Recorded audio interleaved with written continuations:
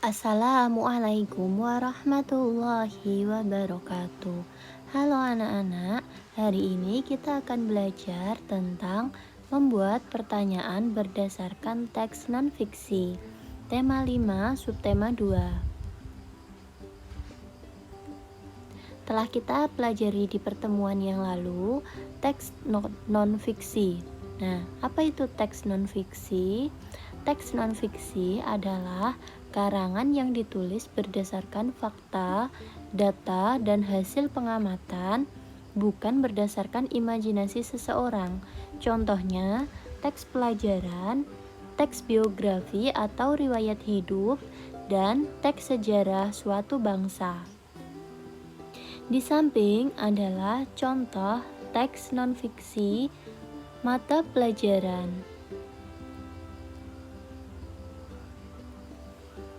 Nah, hari ini kita akan mempelajari bagaimana cara menggali informasi dari teks bacaan.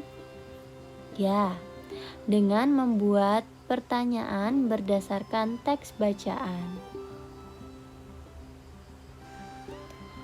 Untuk menggali materi dari teks bacaan, kita menggunakan kata tanya.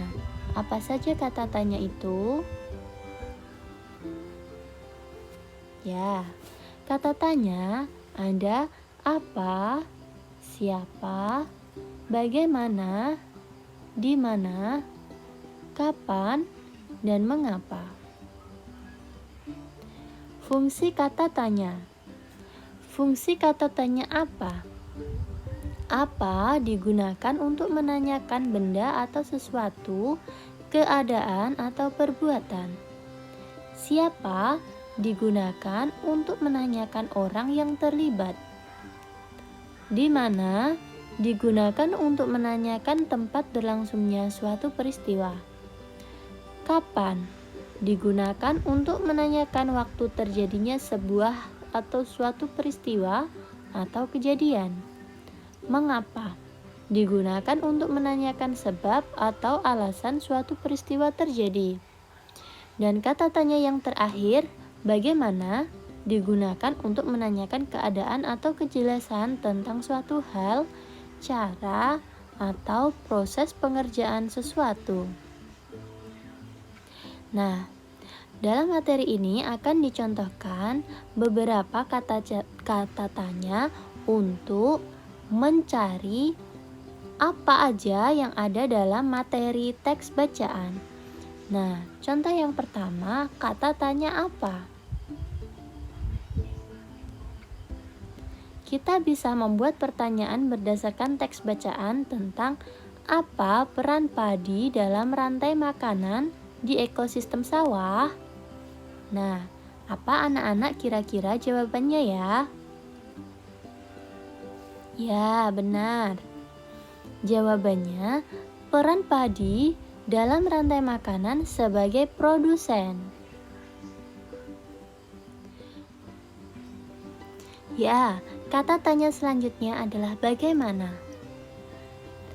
Kita bisa membuat pertanyaan, bagaimana urutan rantai makanan di ekosistem sawah? Bagaimana ya anak-anak? Apakah ada yang bisa menjawab? Ya, urutannya yaitu padi sebagai produsen, dimakan tikus sebagai konsumen tingkat 1, lalu tikus dimakan ular sawah sebagai konsumen tingkat 2, lalu dimakan burung elang sebagai konsumen tingkat 3, kemudian setelah sampai konsumen tingkat 3, nanti burung elang akan mati, kemudian akan dimakan oleh pengurai.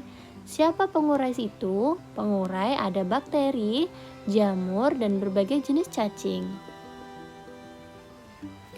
Kata tanya yang selanjutnya yaitu mengapa. Kita bisa membuat pertanyaan tentang mengapa padi termasuk organisme autotrof. Ya, benar. Karena padi mampu membuat makanan sendiri atau biasa disebut dengan fotosintesis tanpa bergantung organisme lain. Selanjutnya, kita akan mempelajari tentang isi dari sebuah paragraf. Paragraf terdiri dari kalimat utama, yang di dalam kalimat utama terdapat ide pokok, kemudian kalimat penjelas, dan kalimat penjelas. Nah, contohnya ada sebagai berikut. Burung termasuk jenis unggas. Burung memiliki ciri-ciri yang sama dengan hewan unggas lainnya. Ciri-ciri burung adalah permukaan kulitnya ditutupi bulu, memiliki paruh, memiliki sepasang kaki, dan sepasang sayap. Nah, anak-anak, dalam paragraf ini, kalimat utamanya adalah yang memiliki garis bawah. Burung termasuk jenis unggas. Nah, di sini manakah ide pokoknya? Ya, ide pokoknya berada di dalam kalimat utama. Nah, di sini berarti ide pokoknya adalah burung termasuk jenis unggas. Menemukan kalimat utama dalam paragraf. Kalimat utama bisa terdapat di awal paragraf atau biasa disebut dengan deduktif. Kalimat utama bisa terdapat di akhir paragraf atau biasa disebut dengan induktif, dan kalimat utama bisa terdapat di awal dan di akhir paragraf atau biasa disebut dengan campuran. Untuk dapat menemukan kalimat utama dalam paragraf, kalian harus mengetahui ciri-ciri kalimat utama. Yang pertama, kalimat utama berisi suatu permasalahan yang bisa dikembangkan. Kalimat utama sifatnya umum. Kalimat utama yang berada di akhir kalimat bisa ditandai dengan adanya kata jadi atau dengan demikian. Nah, sedangkan ciri-ciri ide pokok ada 3. Yang pertama, menjadi pusat pembahasan dalam paragraf.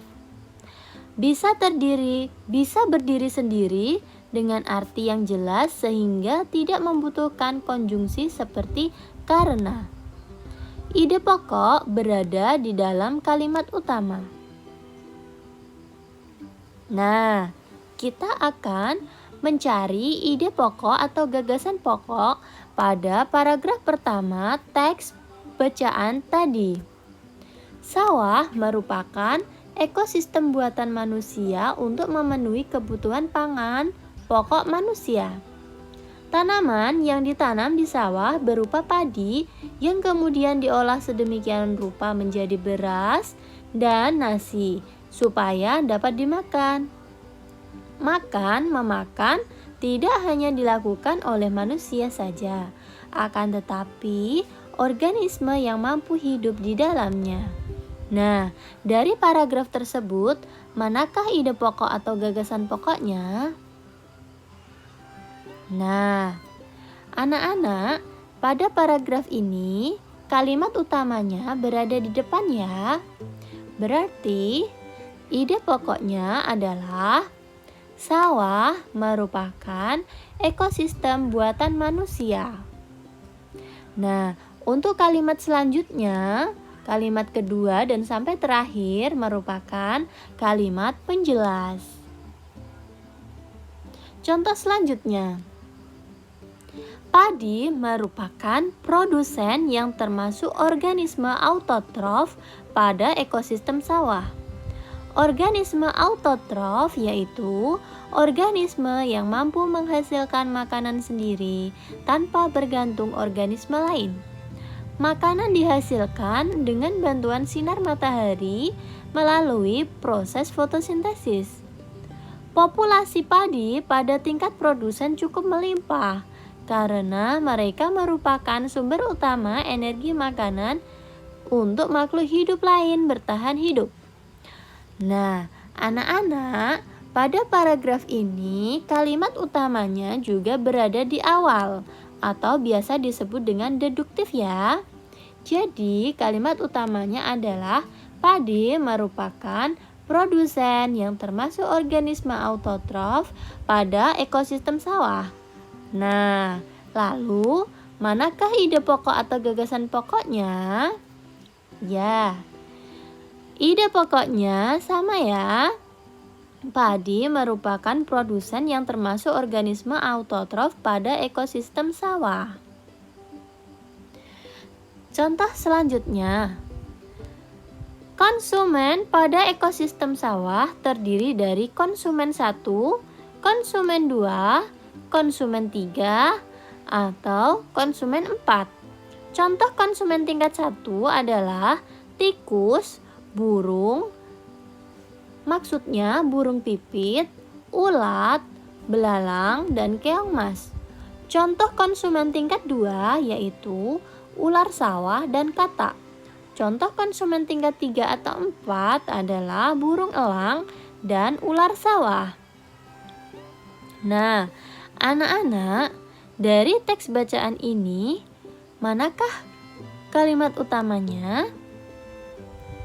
Ya, kalimat utamanya adalah kalimat pertama. Konsumen pada ekosistem sawah terdiri dari konsumen 1, konsumen 2, dan konsumen 3 atau 4. Ide pokok atau gagasan pokoknya sama ya nak, yaitu konsumen pada ekosistem sawah terdiri dari konsumen 1, konsumen 2, konsumen 3 atau 4. Nah, pada paragraf selanjutnya, pada ekosistem sawah yang merupakan tipe pengurai yaitu bakteri, jamur, dan berbagai jenis cacing. Ketiganya termasuk ke dalam mikroba yang dapat bekerja pada makhluk hidup yang mati, sehingga energi mampu dikembalikan ke lingkungan berupa nutrisi yang mampu menyuburkan tanah dan karbon dioksida pada udara. Nah, anak-anak, pada paragraf ini, manakah kalimat utamanya? Nah, kebetulan kalimat utamanya ini juga berada pada awal kalimat ya, yaitu pada ekosistem sawah yang merupakan tipe pengurai adalah bakteri, jamur, dan berbagai jenis cacing. Nah, untuk paragraf ini ide pokoknya adalah pada ekosistem sawah yang merupakan tipe pengurai yaitu bakteri, jamur, dan berbagai jenis cacing. Nah, anak-anak, semoga anak-anak dapat memahami materi yang Ibu sampaikan dengan baik. Terima kasih. Wassalamualaikum warahmatullahi wabarakatuh.